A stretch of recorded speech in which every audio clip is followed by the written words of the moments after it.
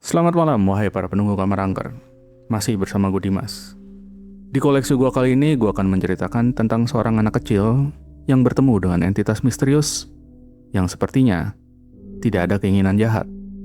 Tapi benarkah begitu? Kita simak aja langsung di cerita yang gue beri judul Penyapu di Lantai 2. Kisah ini terjadi pada tahun 1996 di kota kelahiranku, Jawa Barat, ketika aku berusia 10 tahun. Walaupun sudah lebih dari 2 dekade berlalu, aku masih mengingat semuanya dengan jelas. Bisa dibilang, aku memiliki kepekaan lebih terhadap hal-hal yang tidak semua orang bisa lihat, dengar, atau rasakan. Ini adalah salah satu dari banyak kisah yang pernah kualami. Hari itu adalah hari Minggu. Saat itu hujan. Gerimis turun sejak siang dan membuat udara menjadi lebih dingin dari biasanya. Rumah kami saat itu adalah rumah tua bergaya kolonial Belanda yang diwarisi dari kakek buyutku. Rumah itu besar, berdinding kayu jati dengan jendela tinggi berdaun 2 dan kaca patri berwarna-warni. Tangga kayu melingkar menghubungkan lantai 1 dan 2 dengan suara berderit setiap kali diinjak. Di lantai bawah ada kamar nenek dan ruang makan yang terhubung dengan dapur. Sedangkan di lantai atas, ada ruang keluarga dan kamar tidur kami. Aku tidur sekamar dengan orang tuaku, dan tempat tidurku berada di dekat jendela besar yang langsung menghadap halaman samping rumah. Aku baru saja selesai mengerjakan PR dan memutuskan untuk bersantai di kamar sambil membaca komik yang baru kubeli. Aku membereskan semua barang, lalu naik ke lantai atas. Saat aku hampir mencapai puncak tangga, aku melihat seseorang sedang menyapu lantai di ruang keluarga.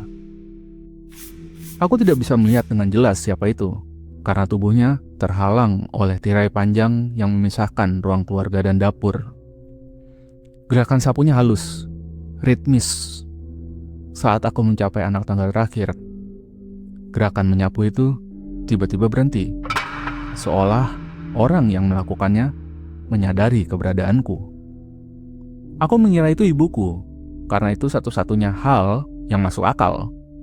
Aku tahu nenek ada di lantai bawah, sementara ayah sedang menjaga toko kecil kami di depan rumah.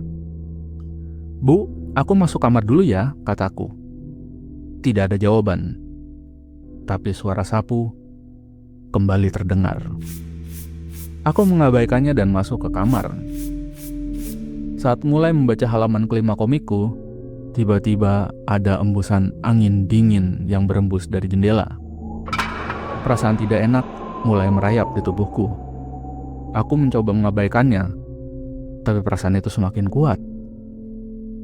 Aku pun keluar kamar dan melihat ke arah ruang keluarga. Sapu itu masih bergerak, menyapu di tempat yang sama seperti tadi. Aku juga bisa melihat bahwa seseorang seharusnya sedang memegangnya, karena tirai masih bergerak, seolah tersenggol setiap kali sapu disapu ke depan dan ke belakang. "Bu, ayo masuk kamar," panggilku lagi. Tidak ada jawaban. Rasa takut mulai menjalar di tubuhku. Suasana di rumah tiba-tiba terasa sangat sunyi. Hanya ada suara sapu yang terus bergesekan dengan lantai kayu. Srek, srek, srek. Tiba-tiba, angin kencang bertiup dari jendela, meniup tirai panjang itu ke samping. Aku menahan nafas saat melihatnya. Tidak ada siapapun di balik tirai itu. Sapu itu bergerak sendiri. Aku membeku.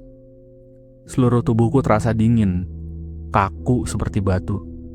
Aku tahu aku harus lari, tapi kakiku terasa berat. Aku ingin berteriak, tapi suaraku tercekat di tenggorokan.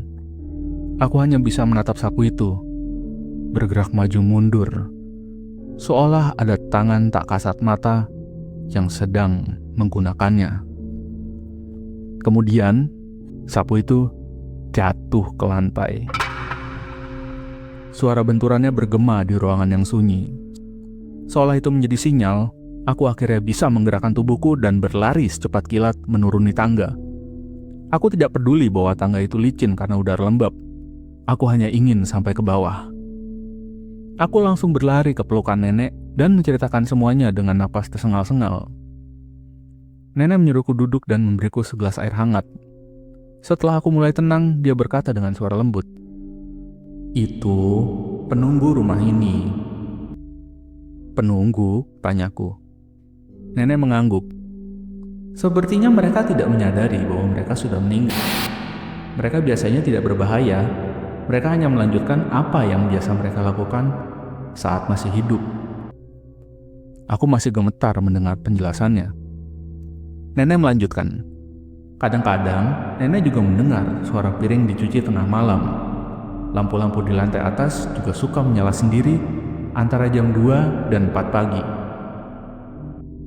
Aku masih mencoba memahami kata-katanya ketika tiba-tiba ibuku keluar dari kamar mandi dan bertanya apakah aku sudah menyelesaikan PR-ku. Hari itu aku menyadari bahwa kejadian itu hanyalah permulaan dari berbagai hal aneh yang akan terjadi di rumah tua itu. Apakah semua ini benar? Atau hanya imajinasi seorang anak kecil yang terlalu aktif berpikir? Mungkin kita nggak akan pernah tahu jawabannya. Sekian dulu untuk cerita kali ini. Terima kasih udah mendengarkan. Kalau kalian suka, kalian bisa like dan subscribe. Dan seperti biasa, have a nice nightmare.